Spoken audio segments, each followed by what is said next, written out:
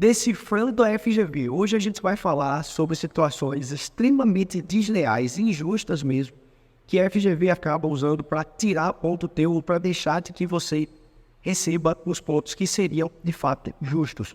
Mas nem tudo é desespero. Então lá no final a gente vai falar também sobre situações que você, já sabendo dessa regra do jogo, aplicar para que você possa de fato conseguir pontuações que podem ser a decisão entre a sua aprovação ou não. Então a gente vai falar sobre 6 pontos que são bem desleais. O primeiro ponto deles é que a FGV não pontua teses válidas que foram indicadas no enunciado. Isso aconteceu na peça do exame 35, porque lá eles indicaram o suscita pena, mas mesmo que você indicasse isso na sua resposta no gabarito, ele não foi pontuado, não adiantaria nada recorrer. A segunda situação é que ela junta 2 teses em uma pontuação só. Então isso aconteceu na peça do exame 17 e na peça do exame 33. Então, aqui no 17, ela indicou 2 menoridades com menoridades. 2 atenuantes com uma pontuação só. E no exame 33, ela indicou 2 unidades com uma pontuação só. Então isso acaba sendo injusto porque você merecia uma pontuação melhor ali por ter encontrado mais de uma tese. O terceiro critério, de terceira situação, é que eu chamei de vozes da minha cabeça, porque a FGV pontua por alguma coisa que não é tese nenhuma. Então eu vou te dar os exemplos que ela usou aqui. Ela usou na peça do exame 18 e na peça do exame 24. Ela falou assim, desenvolvimento jurídico acerca da necessidade de reforma da decisão. Ora, isso já é parte da fundamentação nas teses. Então, como que você vai conseguir mostrar que você, de fato, faz jus tem direito a essa pontuação aqui, desenvolvimento jurídico acerca da necessidade de reforma da decisão, se isso é cobrado, né, se isso é exigido pelas teses. E a segunda situação foi a possibilidade de concessão de progressão de regime, tendo em vista que a decisão do magistrado foi equivocada. Ou seja, você deixar de dizer isso daqui não ia fazer diferença nenhuma no seu pedido ao final.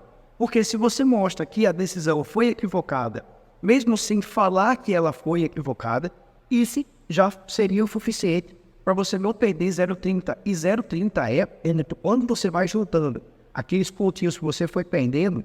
E, na verdade, essa é a temática de todo o nosso curso. É que você não vai perdendo desses pontos que são importantes. Então, isso aqui foi injusto, porque se a pessoa deixasse de dizer que a decisão foi equivocada, isso acabaria fazendo o candidato perder 0,30, que é absolutamente injusto, o que aqui não mostrou tese absolutamente nenhuma.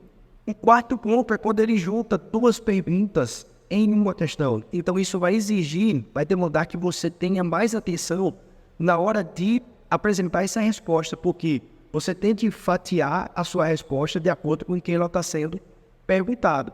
Então, às vezes, você faz uma leitura meio que rápida ali da questão e acaba não percebendo que tem uma segunda pergunta dentro dessa linha, dessa letra. Então, isso aconteceu no exame 17, questão 4, letra A. E ele falou assim, qual medida processual deve ser adotada pelo ofendido para superar a decisão do magistrado e em qual prazo? Então, se você dissesse qual é qual o recurso, né? A medida processual, na verdade, um recurso. E se você não falasse qual era o prazo disso, então você poderia ter a sua pontuação cortada. A outra situação é quando ela exige a explicação de mais de um réu. Isso aconteceu na peça do exame 37, agora é recente. Então, você tem 2 réus para apresentar fundamentos diferentes. Então, para o fundamento do réu X, você vai indicar o réu X. Para o fundamento do réu Y, você vai indicar o fundamento Y. A sexta situação é a situação que vem derrubando em muita gente que está preparada, mas que não consegue acertar no critério que a FGV pede, que é responder certo, mas não ter a sua questão pontuada. Isso acontece porque o critério de correção ele é muito fechado, muito rigoroso.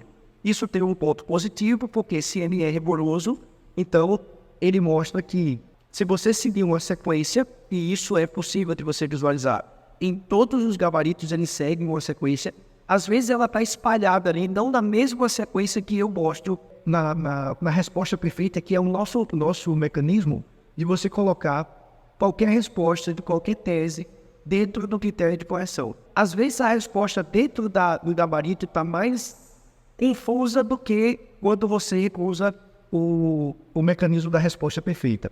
As situações positivas que a FGV vem apresentando para você é que ela repete teses.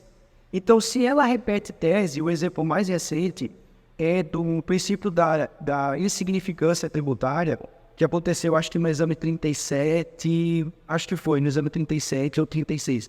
É o mais recente das situações.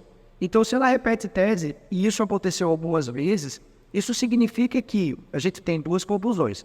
A primeira é que a resposta que ela quer que você indique, ela já apresentou em outras provas para trás. Então, você ler as provas anteriores, fazer os simulados anteriores, é fundamental para você perceber em que ela indica teses, e dentro do curso a gente tem um módulo só para isso, onde eu destrinchei, eu fiz toda a análise de 15 edições, onde eu mostrei todos os sinais de tese, como é que eles aparecem. Quando você percebe que ela repete tese, naturalmente ela te dá duas coisas. Ela te dá a tese e ela te dá a resposta, porque se repete tese, a resposta também naturalmente vai ser a mesma. E a outra situação é que o critério do gabarito ele é previsível. Por que eu digo isso? Porque se você olhar, como eu já disse, todos os gabaritos eles mostram uma sequência de elementos, não exatamente na ordem em que eu mostro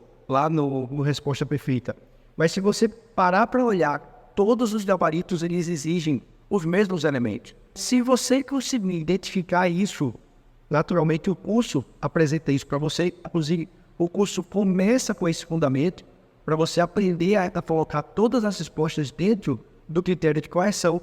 Então isso vai naturalmente facilitar a sua vida. Você vai chegar na prova sabendo que se você encontrar a tese, você vai conseguir entregar a resposta dentro do jeito que o gabarito quer que você entregue. Ok? Então vamos dar continuidade aqui ao nosso conteúdo.